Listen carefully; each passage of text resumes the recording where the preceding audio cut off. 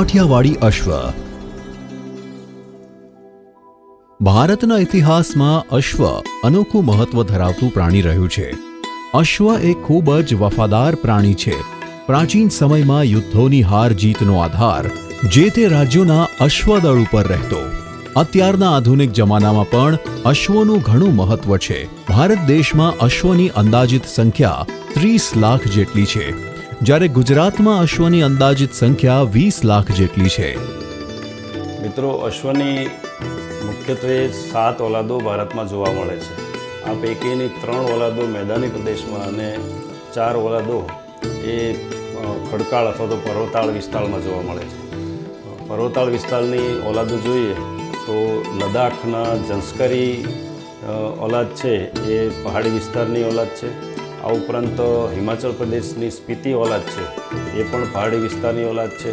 સિક્કિમ અને અરુણાચલ પ્રદેશમાં ભૂતિયા નામની ઓલાદ જોવા મળે છે. આ ઉપરાંત મણિપુર રાજ્યની અંદર મણિપુરી અશ્વની ઓલાદ જોવા મળે છે. આ બધી જ ઓલાદો એ પહાડી વિસ્તારની હોવાથી ઓછી ઊંચાઈની હોય છે, જ્યારે મેદાની વિસ્તારમાં જોવા મળતી ઓલાદો મારવાડી, સિંધી અને કાઠિયાવાડી એ પ્રમાણમાં ઊંચી હોય છે.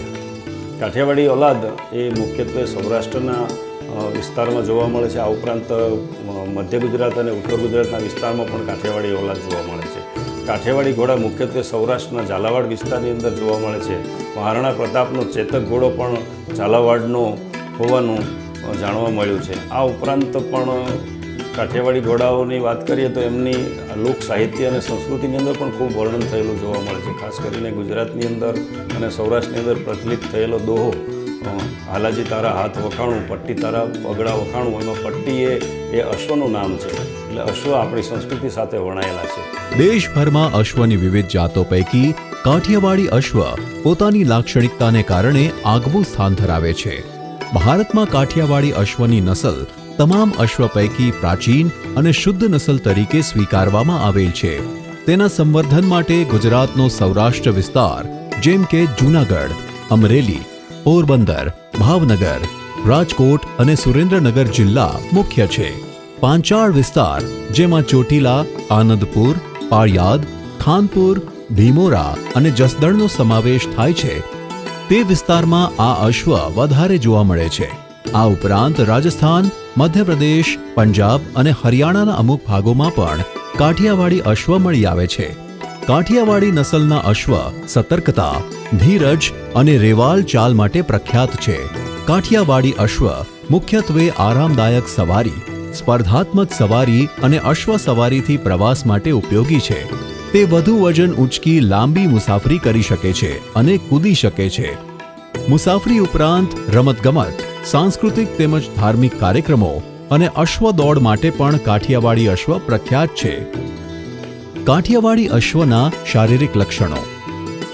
કાઠિયાવાડી અશ્વની સરેરાશ ઊંચાઈ 52 થી 58 ઇંચ હોય છે. કપાળ અંતર્ગોળ હોય છે, જે હોઠ તરફ જતા પાતળું બને છે. આંખ મોટી અને સરખા અંતરે આવેલી હોય છે. 2 આંખ તથા નાક પાસે ખાડો તે કાઠિયાવાડી અશ્વનું ખાસ લક્ષણ છે. પીઠ ટૂંકી અને જીન રાખવા યોગ્ય હોય છે. પૂંછડીનું મૂળ ઊંચે આવેલ હોય છે. કાન 14 થી 17 સેન્ટીમીટરના હોય છે. કાનની અણી અંદરના ભાગે વળેલી હોય છે અને એકબીજાને અડકે છે. કાન 180 અંશ સુધી ફેરવી શકે છે. મોટા અશ્વમાં પૂંછડીની લંબાઈ 120 થી 150 સેન્ટીમીટર, જ્યારે વચેરામાં 90 થી 120 સેન્ટીમીટર હોય છે.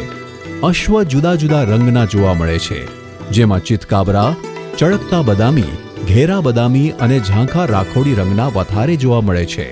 કાઠિયાવાડી અશ્વમાં કાળો રંગ સામાન્ય રીતે જોવા મળતો નથી, પરંતુ ક્યારેક પીઠ પર આગળના પગમાં કાળા પટ્ટા જોવા મળે છે. કરોડરજ્જુ પર બદામી રંગનો પટ્ટો કાઠિયાવાડી અશ્વની લાક્ષણિકતા છે. કેટલાક અશ્વોમાં 2 આંખોની વચ્ચે સફેદ ટપકું જોવા મળે છે અને 2 આંખની વચ્ચેથી લઈને આગળ નાક સુધી સફેદ પટ્ટો જોવા મળે છે. કેટલાક અશ્વોમાં પગમાં પણ સફેદ પટ્ટા જોવા મળે છે. સૌથી વફાદાર પ્રાણીઓની વાત કરવામાં આવે તો હંમેશા અશ્વ અને શ્વાનનું નામ લેવામાં આવે. એમાં પણ પોતાનો જીવને સમર્પિત કરીને યોદ્ધાનું જીવન બચાવવા માટે જો સમર્પિત થઈ જતા હોય એવા અશ્વો આપણા ઇતિહાસની અંદર ખૂબ પ્રખ્યાત થયા છે. મહાભારતના યુદ્ધની અંદર પણ અશ્વદળ એ ખૂબ જ અગત્યનો ભાગ ભજવતું હતું. 5 પાંડવો પૈકી નકુળ એ અશ્વ પાલનનો એ નિષ્ણાત ગણાતો હતો. પરંપરાગત રીતે જોવા મળે તો અશ્વદળ એ હંમેશા યુદ્ધનું એક આગવું પાસું રહેલ છે અને એ જ રીતે આપણા લશ્કર અને પોલીસ દળની અંદર પણ અશ્વો ખૂબ જ અગત્યનો ભાગ ભજવે છે અને હાલમાં પણ અશ્વદળનો આપણે ઉપયોગ કરી રહ્યા છીએ. કાઠિયાવાડી ઘોડા એ ગુજરાતની અને સૌરાષ્ટ્રની શાન છે એમ કહીએ તો ખોટું નથી. કાઠિયાવાડી અશ્વો એના માલિકના માટે પોતાનું જીવન આપી દે છે અને એના માલિક માટે પણ ખૂબ જ ગૌરવની વાત છે અને હંમેશા કાઠિયાવાડી ઘોડાનો માલિક એ પોતાના ઘોડાનો ઉલ્લેખ ખૂબ જ ગર્વથી અથવા તો ગૌરવથી કરતો હોય છે. અશ્વના ખોરાકમાં ઉપયોગી મહત્વની બાબતો. અશ્વનું પેટ ગાય ભેંસની સરખામણીમાં ઘણું નાનું હોય છે, માટે એક સાથે વધારે ખોરાક ખવડાવવાને બદલે થોડો થોડો ખોરાક ખવડાવવો જોઈએ. અશ્વને 1 કિલો ચારો ખાવામાં લગભગ 40 મિનિટ જેટલો સમય લાગે છે અને 1 કિલો અનાજ અથવા સંપૂર્ણ દાણ ખાવા માટે માત્ર 10 મિનિટ જેટલો સમય લાગે છે. અશ્વને દોડના દિવસે કોઈ પણ જાતનો ચારો આપવો બિલકુલ હિતાવહ નથી, કારણ કે ચારાને લીધે પેટ સતત ફેફસા ઉપર દબાણ કરે છે, તેથી દોડ દરમિયાન શ્વાસ લેવામાં તકલીફ થાય છે. ઘોડાને દોડના 1.5 થી 2 કલાક પહેલા સારું ગુણવત્તાયુક્ત અનાજ અથવા દાણ ખૂબ જ ઓછી માત્રામાં આપવું જોઈએ. અચાનક અશ્વના ખોરાકમાં ફેરફાર કરવો યોગ્ય નથી. અશ્વના આહારમાં કોઈ પણ ફેરફાર ધીરે ધીરે કરવો જોઈએ. પશુઓને અપાતા દાણને ખાણ આપવું, દાણ આપવું શબ્દ વપરાય છે, જ્યારે અશ્વોને અપાતા ખોરાકને માટે ચંદી આપવી, જોગાણ આપવું તેવા શબ્દ પ્રયોગો કરાય છે. અશ્વનું પેટ અને તેના આંતરડા અન્ય પશુઓ કરતાં જુદી જ રીતે કુદરતે રચેલા હોવાથી જામી જાય તેવો, વધારે ગરબડ ઉત્પન્ન કરે તેવો ખોરાક આપવો હિતાવહ નથી અને તેથી જ અશ્વોને ચંદી તરીકે 1 અથવા 2 પ્રકારના ધાન્ય સિવાય બીજા ધાન્ય માફક આવતા નથી. સામાન્ય રીતે અશ્વોને ચણા અથવા બાજરાનું જોગાણ અપાય તે હિતાવહ છે. તેની સાથે ઘઉંનું ભૂસું, જવનું ભૂસું વગેરે આપી શકાય છે. અશ્વોને પ્રમાણસર ગોળ ખવડાવવાથી તેની શક્તિ ટકી રહે છે. જો અશ્વોને લીલો ચારો અપાતો ન હોય તો ચંદી સાથે ખનિજ મિશ્રણ આપવું જરૂરી ગણાય. અશ્વો જુવારની સૂકી કડબ સહેલાઈથી પાચન કરી શકતા નથી, તેવી જ રીતે લીલી જુવાર અને લીલી મકાઈ પણ ઉપરોક્ત કારણોસર ઓછા આપવા જોઈએ. અશ્વો માટેના લીલા ચારામાં રજકો, ગાજર શ્રેષ્ઠ ગણાય છે, જ્યારે સૂકા ચારામાં વીડીનું ઘાસ, જેને તળપદી ભાષામાં ખસલું અથવા ઘોડા ઘાસ કહેવાય છે, તે આપવું હિતાવહ ગણાય. અન્ય પશુઓને ખાણ ખોરાકી બાદ પાણી પાવાનો રિવાજ છે, જ્યારે અશ્વોને તેના શરીરના અવયવોની રચનાના કારણે ખોરાકી બાદ ખાસ કરીને ચંદી જોગાણ આપ્યા બાદ પાણી પીવડાવવું હિતાવહ નથી. અશ્વને હંમેશા પાણી પાયા બાદ જ જોગાણ મૂકવું જોઈએ. અશ્વને ખોરાક આપતા પહેલા ધ્યાનમાં રાખવી પડતી મહત્વની કાળજીઓ. અશ્વને ખોરાક હંમેશા હવામાન, કસરત અને તાસીર અનુસાર જ આપવો જોઈએ. અશ્વને થોડું અને વારંવાર ખવડાવવું. અશ્વના ખોરાકમાં કોઈ પણ ફેરફાર ધીમે ધીમે કરો. દરરોજ ખોરાક આપવાનો સમય નિશ્ચિત રાખો. અશ્વને ખોરાક આપતા પહેલા પાણી આપવું જોઈએ. પાણી આપવાના વાસણો અને ગમાણ સાફ રાખો. આરામના દિવસે ઓછો ખોરાક આપવો. કાઠિયાવાડી ઘોડાનું રહેઠાણ. કાઠિયાવાડી ઘોડા માટે એવી જગ્યા કે જેમાં તબેલો, ખુલ્લી જગ્યા અને કોઠાર હોય તેવું સ્થળ પસંદ કરવું જોઈએ. અશ્વ રહેઠાણ બનાવતા સમયે મુખ્ય અને ખાસ વાત એ છે કે અશ્વની ગમાણ તથા રહેઠાણ કોઈ પણ કાંટા જેવા તાર, ઝાડા ઝાંખરાવાળા ન હોવા જોઈએ. અશ્વને બાંધવા માટે ખૂંટાના બદલે રીંગનો ઉપયોગ વધારે ઉચિત છે. ઘોડાઘર કે તબેલા બનાવતી વખતે દિશા, હવા અને પ્રકાશની વ્યવસ્થા હોવી જોઈએ તથા ઠંડી, ગરમી અને આંધીથી બચવામાં સક્ષમ હોવું જોઈએ. તબેલા બનાવતી વખતે ભોંયતળિયું પાક્કું અને ખરબચડું હોવું જોઈએ, જેનાથી પશુઓના લપસી જવાનો ભય ન રહે તથા સફાઈ પણ સહેલાઈથી થઈ શકે. તબેલાની ખુલ્લી જગ્યા કાચી હોવી જોઈએ, જેનાથી અશ્વને દોડવાથી ઈજા થવાનો ભય ન રહે. ઠંડીની ઋતુમાં સૂકું ઘાસ, પૂળા તથા લાકડાનો વહેર પથારીના રૂપમાં પાથરવાનો ઉપયોગ કરવો જોઈએ. તબેલામાં અશ્વની સંખ્યા પ્રમાણે દાણ, ચારા પાણીની યોગ્ય કુંડીઓ હોવી જોઈએ અને કુંડીઓ એવી રીતે બનાવીએ કે પાણી દાણ અને ચારાની કુંડીઓમાં પડે નહીં. તબેલાનો આકાર એવો હોવો જોઈએ કે પશુ એકબીજાને જોઈ શકે, જેનાથી એકલાપણું ન લાગે. નર અને માદા અશ્વના તબેલા દૂર દૂર હોવા જોઈએ.